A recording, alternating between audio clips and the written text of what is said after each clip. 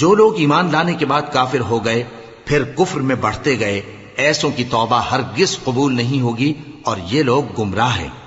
جو لوگ کافر ہوئے اور کفر ہی کی حالت میں مر گئے، وہ اگر نجات حاصل کرنی چاہیں اور بدلے میں زمین بھر سونا دیں تو ہرگز قبول نہیں کیا جائے گا۔ ان لوگوں کو دکھ دینے والا عذاب ہوگا اور ان کا کوئی مددگار نہیں ہوگا۔